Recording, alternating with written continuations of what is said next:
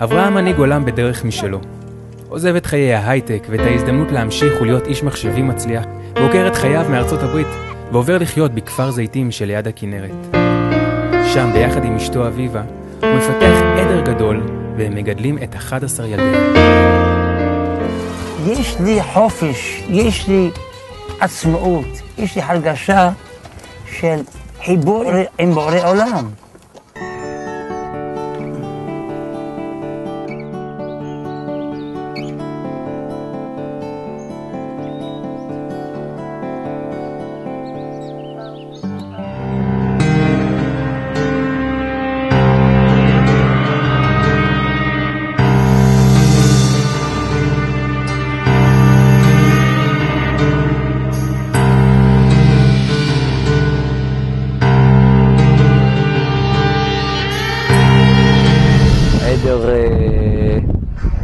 היה 24 שעות בגבעת היקב שליד תחנת דלק פסגות, ומשם הוא נגנב. הגנבים היו מאוד מאורגנים עם מסעיות ומספר גדול של אנשים, והם הובילו אותם במסעיות מצומת הפנייה לכיוון כוכב השחר מכביש 60. יש לנו מצלמות אבטחה של עופרה שתיעדו 4 מסעיות שעברו בשעה הרלוונטית לכיוון ואדי חרמיה, לכיוון צפון. השנה הזאת המרעה נגמר בכפר תפוח, כי העדר גדל, 350 עזים, מחסלים הרבה מרעה. לפני כ3 חודשים יצאתי מתפוח דרומה. הגענו בסוף היום לגבעת היקב. לילה ראשון עבר בשקט.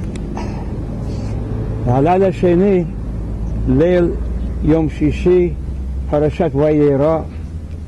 אני ישנתי ב7 בערב, קמתי בחצות, נכנסתי לעדר לבדוק דברים, אני תמיד עושה את זה, הכל בסדר. 1:30 אחרי חצות אני חוזר למסעית, חזרתי לישון בערך ב3 לפנות בוקר. והגניבה התרחשה בין 3:30 ל4:30 אני חושב. גנבו לי 2 עדורים לפני זה, אבל השלישי הם לא יצליח. כמו בית מקדש השלישי לא יחרב. אני לא יכול, בגיל שלי אני לא יכול להתחיל עוד פעם. מרגיש שאנחנו כל כך קרובים לגאולה עכשיו, שהשם לא ייתן לשונאי ישראל לנצח אותם. לא ייתן.